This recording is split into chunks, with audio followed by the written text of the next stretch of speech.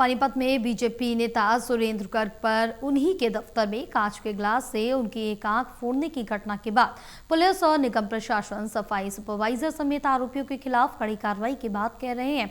BJP नेता सुरेंद्र गर्ग का दिल्ली के एक अस्पताल में आंख का ऑपरेशन किया जाएगा क्योंकि उनकी एक आंख में गहरी और गंभीर चोट आई है। इस बीच मेयर ने निगम पार्षद की एक बैठक ली है।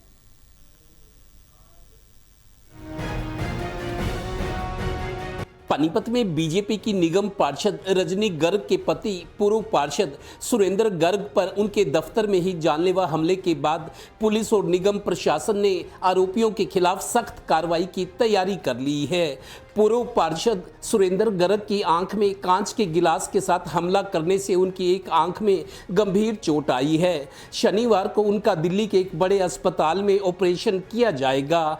इस घटना के बाद पानीपत में फिर डर का माहौल बना है।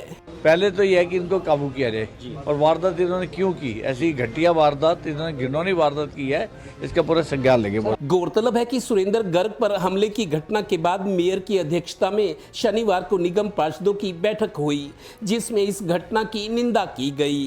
पार्षद अपनी उस जिम्मेदारी को बहुत अच्छे से निभा रहे हैं और अगर पार्षद को लगा कि वो सुपरवाइजर काम ठीक नहीं कर रहा है तो पार्षद ने उसकी कंप्लेन की और उसको हटाने के लिए बोला कि मेरे वार्ड में ये सुपरवाइजर काम ठीक नहीं कर रहा है, उसको हटाया जाए। और उसी बात का उसने एक तरीके से विरोध कहें या गुस्सा कहें, लेकिन वो बहुत गलत था। गौरतलब है कि पानीपत की मेयर ने नगर निगम के सफाई कर्मियों को चेतावनी दी है कि इस तरह की सोच और प्रतिक्रिया करने वाले सफाई कर्मियों या सुपरवाइजर कोई भी हो, उनके खिलाफ कार्रवाई भी होगी और उन्हें नौकरी से भी निकाला जाएगा। ऑपरेशन के लिए डॉक्टर ने बोला हुआ है, अभी टेस्ट चल रहे हैं, ट्रीटमेंट उनका हो रहा है, लेकिन उनकी स्थिति बहुत गंभीर है, आंख पे बहुत गंभीर चोट लगी है। लेकिन जो भी सफाई कर्मचारी हैं, चाहे वो एक ये जो कर्मचारी ने घटना की ये ही नहीं, और भी जो सफाई कर्मचारी हैं, अगर वो काम ठीक नहीं करेंगे तो उनको काम से हटाया भी जाएगा, उनको काम से बदला भी जाएगा। अगर कोई सुपरवाइजर काम नहीं करना चाहता तो वो खुद ब खुद काम छोड़ दे। उधर आरोपी सुपरवाइजर ने भी पार्षद पति पर गंभीर आरोप लगाए हैं। उठ के अग्रेसिव होकर मेरे ऊपर मारने लगे वो।